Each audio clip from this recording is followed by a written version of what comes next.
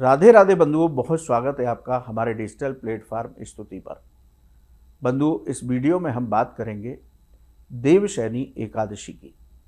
इसकी कथा क्या है, इस व्रत को करने से किन पुण्य फलों की प्राप्ति होती है। बंधुओं, देवशयनी एकादशी हमारे साल की 24 एकादशियों में से बड़ी एकादशी मानी जाती है। देवशयनी एकादशी को हरिशयनी एकादशी भी कहते हैं। इस एकादशी से भगवान विष्णु 4 महीने के लिए योग निद्रा में लीन रहते हैं। वे क्षीर सागर में जाकर के शेष शैया पर योग निद्रा में लीन हो जाते हैं। भगवान श्री हरि के शयन के साथ ही चातुर्मास के पवित्र 4 महीने शुरू होते हैं। सृष्टि का भार भगवान विष्णु देवादिदेव महादेव के हाथों में आ जाता है। देवशयनी एकादशी का व्रत परम कल्याणकारी व्रत बताया गया।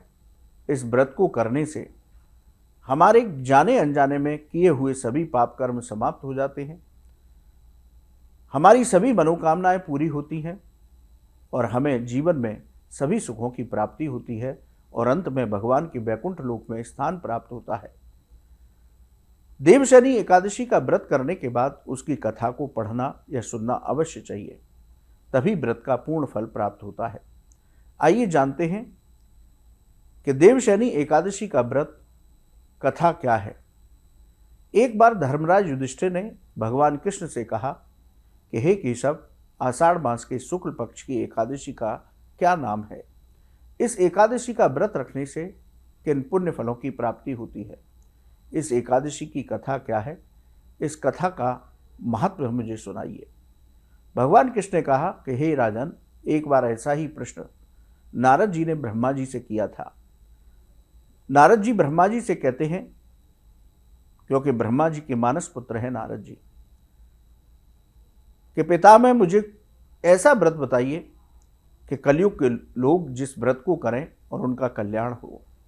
तब ब्रह्मा जी ने कहा था कि कलयुग के जीवों के कल्याण के लिए तुमने जो इच्छा प्रश्न किया है, बहुत अच्छी बात है। ब्रह्मा जी ने कहा कि एक देवशयनी एकादशी का व्रत रखने से सभी पाप कर्म नष्ट हो जाते हैं। इसके साथ ही जो लोग देवशयनी एकादशी का व्रत नहीं करते, उन्हें नरक की प्राप्ति होती है। भगवान श्री कृष्ण ने कहा कि मैं तुम्हें वही कथा सुनाता हूँ जो नारद जी को ब्रह्मा जी ने सुनाई थी। कथा के अनुसार सूर्य वंश में मानधाता नाम के एक चक्रवर्ती राजा हुए।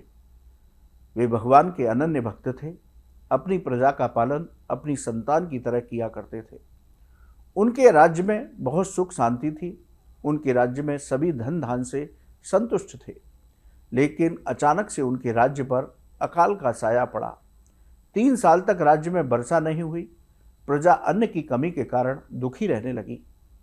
अन्न की कमी से राज्य में पूजा पाठ यज्ञ भी कम हो गए।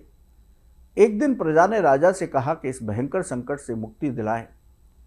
राजा ने अनेक संतों को बुलाकर पूजा पाठ यज्ञ कराए, लेकिन कोई सफलता नहीं मिली। राजा भी प्रजा के संकट से बहुत परेशान थे।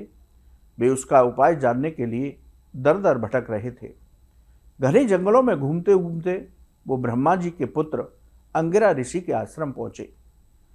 राजा मानधाता ने घोड़े से उतरकर ऋषि अंगिरा को साष्टांग प्रणाम किया। अंगिरा ऋषि ने परेशान राजा को देखकर पूछा कि क्या परेशानी है जो तुम जंगलों में भटक रहे हो। तब राजा ने सारी बात अंगिरा ऋषि को बताई और इसके समाधान के बारे में पूछा। अंगिरा ऋषि ने अपनी दिव्य दृष्टि से देखा और राजा से कहा कि सतयुग में ब्राह्मणों को ही वेद पढ़ने का अधिकार है। ब्राह्मण ही तपस्या कर सकते हैं, लेकिन तुम्हारे राज्य में एक शूद्र तपस्या कर रहा है। इसी दोष की वजह से राज्य में वर्षा नहीं हो रही है। 3 साल से अकाल पड़ रहा है। इसलिए प्रजा की भलाई के लिए तुम उस शूद्र राक्षस का वध कर दो। इस पर राजा ने कहा कि हे प्रभु, मैं निरपराध तपस्या कर रहे किसी व्यक्ति को कैसे मार सकता हूँ, इसलिए इस संकट से निकलने का कोई दूसरा उपाय बताएं। अंगिरा ऋषि ऐसा कहकर के शूद्र की हत्या की बात कहकर के राजा की परीक्षा भी लेना चाहते थे कि ये अपनी प्रजा के प्रति कितने परोपकारी हैं। तब इंदिरा ऋषि ने राजा से कहा कि आषाढ़ मास की शुक्ल पक्ष की एकादशी, जिसे पद्मा एकादशी और देवशयनी एकादशी और हरिशयनी एकादशी कहते हैं, इसका व्रत शास्त्र विधि से करो। इस एकादशी का व्रत के प्रभाव से भगवान विष्णु की कृपा से तुम्हें इस संकट से मुक्ति मिल जाएगी। इस एकादशी का व्रत सभी सिद्धियों को देने वाला है, सभी परेशानी और संकटों का नाश करने वाला है। इसलिए इस एकादशी का व्रत आप पूरी प्रजा के साथ करें। ऋषि के द्वारा कहे जाने पर राजा और उनकी प्रजा ने आषाढ़ मास के शुक्ल पक्ष की देवशयनी एकादशी का व्रत शास्त्र विधि से किया, भगवान विष्णु की पूजा की, ब्राह्मण और गरीबों को दान दिया, गौशाला में दान दिया। देवशयनी एकादशी व्रत के प्रभाव से उनके राज्य में फिर से अच्छी बारिश हुई, फिर से पूरा राज्य धन धान से पूर्ण हो गया। ब्रह्म वैवर्त पुराण के अनुसार इस एकादशी का व्रत रखने से साधक की सभी मनोकामनाएं बहुत जल्दी पूरी होती हैं। तो बंधुओं, देवशयनी एकादशी का व्रत सभी सिद्धियों को देने वाला है और ये देवशयनी एकादशी की कथा थी। तो आप इस कथा को जरूर सुनें और पढ़ें, शास्त्र विधि से देवशयनी एकादशी का व्रत रखें तो भगवान की अनन्य कृपा आपको प्राप्त होगी। बंधुओं, आपको ये वीडियो कैसा लगा कमेंट बॉक्स में लिखें।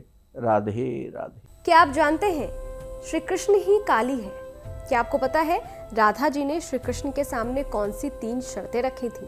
क्या आप जानते हैं कि द्रौपदी पिछले जन्म में कौन थी और उन्हें 5 पति कैसे मिले? स्तुति चैनल पर सोमवार से शुक्रवार हम लेकर आ रहे हैं ऐसी ही पौराणिक और रहस्यमय कहानियों की खास सीरीज, जहां हर कहानी में छिपा है धर्म, रहस्य और जीवन का गहरा सच। तो अभी स्तुति चैनल को सब्सक्राइब कीजिए और इस अद्भुत सफर का हिस्सा बनिए। इस वीडियो में दी गई जानकारी केवल पौराणिक मान्यताओं, धार्मिक विश्वासों और ज्योतिषीय तथ्यों पर आधारित है। स्तुति इनकी पुष्टि नहीं करता। किसी भी उपाय को अपनाने से पहले संबंधित विशेषज्ञ से सलाह जरूर लें।